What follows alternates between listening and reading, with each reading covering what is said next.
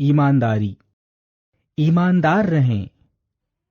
ईमानदारी सर्वश्रेष्ठ नीति है, इसलिए नम्र रहें और सत्य को हमेशा स्वीकार करें।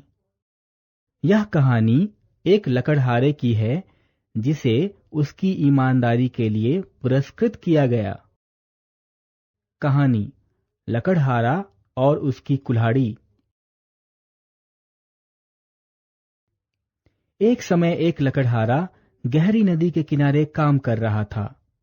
अचानक उसकी कुल्हाड़ी उसके हाथों से फिसल गई और नदी में जा गिरी। रोते हुए वह बोला, ओह, मेरी कुल्हाड़ी पानी में गिर गई, अब मैं क्या करूं? पानी बहुत गहरा है और मुझे डर है कि मैं डूब जाऊंगा। मैं क्या करूं? कौन मेरी मदद करेगा? जल देवता ने उस गरीब आदमी को रोते हुए सुना और उसके सामने प्रकट हो गए।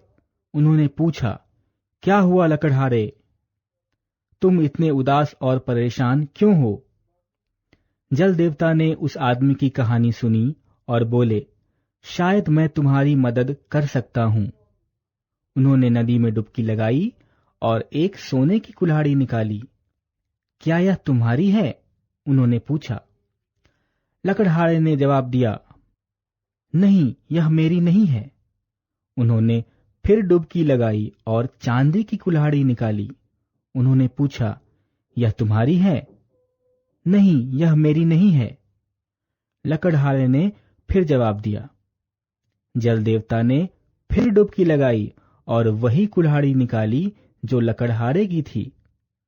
यह मेरी कुल्हाड़ी है, हाँ, यही मेरी कुल्हाड़ी है। अब मैं काम कर सकता हूं, लकड़हारा बोला। जल देवता उसकी ईमानदारी से बहुत खुश हुए और उन्होंने सोने व चांदी की कुल्हाड़ी भी उसे इनाम में दे दी और उसके धन्यवाद करने से पहले ही अंतर्ध्यान हो गए। लकड़हारा खुशी खुशी घर लौट आया। उसने अपने सभी मित्रों को यह कहानी सुनाई और उसके एक मित्र ने भी अपना भाग्य आजमाने की कोशिश की। वह भी उसी स्थान पर गया और नदी में अपनी कुल्हाड़ी फेंककर रोने लगा। ओह, मेरी कुल्हाड़ी पानी में गिर गई है, अब मैं क्या करूं? कौन मेरी मदद करेगा? जल देवता उसके सामने उपस्थित हुए और जब उन्हें पता चला कि उसकी कुल्हाड़ी गिर गई है तो उन्होंने डुबकी लगाई और फिर सोने की कुल्हाड़ी निकाली और पूछा, क्या यह कुल्हाड़ी तुम्हारी है?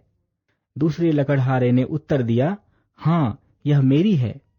तुम झूठ बोल रहे हो, जल देवता ने कहा।